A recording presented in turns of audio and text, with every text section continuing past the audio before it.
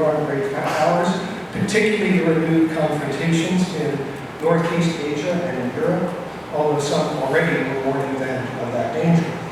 But as recently as 2012, President Obama and many of the leading arms controllers could, with a straight face, rank the acquisition of nuclear weapons by terrorists as a greater threat to humanity than the civilization-destroying arsenals of the nuclear-armed states.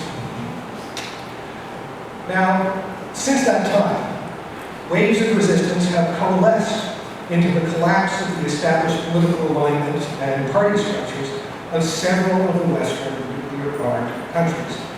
The first to take advantage of this interregnum have been authoritarian nationalist forces, privileging a single, usually racial and religious division of what the nation is and who is a legitimate member of that nation.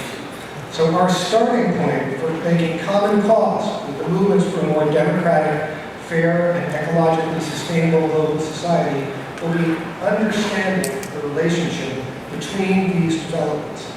The rising risk of war among nuclear-armed states, the ascendance of these authoritarian nationalism, and the deepening discontent engendered worldwide by the accelerating polarization of wealth and income.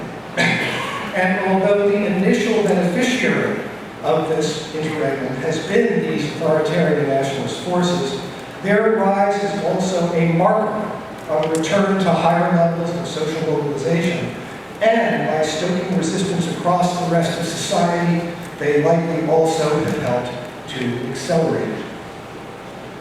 Now, again, in times of high social mobilization, such as those that Vincent was describing, these great waves of movements that gained momentum in the late 1950s here in the US and then subsided in the 80s, the connections among issues and struggles are easier to see.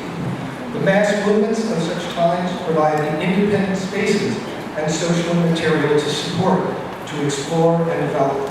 And the best thinkers of such moments could distill these connections with an admirable clarity. Now, I'm about to read one of my favorite lesser-known Martin Luther King quotes. And I want to do a little exercise, sort of pull back for a moment. And, I'm doing my best to contrast the density and complexity of the kind of discussion. I'm not saying that in good sense, I'm saying that in bad sense. But my discussion with the clarity of the way that King makes these connections. Now, of course, one always compares one's own words with Dr. King's at one's own peril.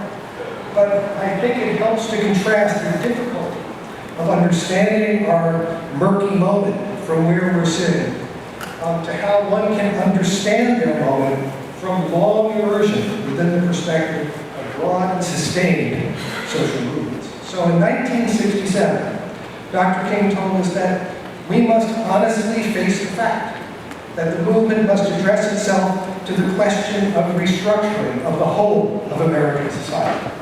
And he went on to say, a nation that will keep people in slavery for 244 years will thingify them, make them things.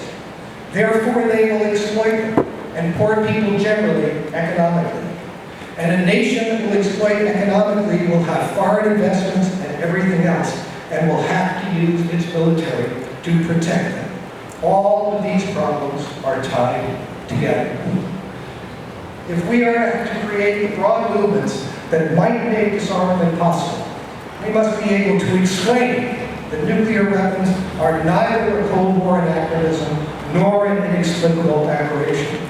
They are not an effect without cause, but rather the ultimate expression of a system heedless of our place in nature and in which the few profit from endless competition and conflict while all the world bears the risk. Thanks.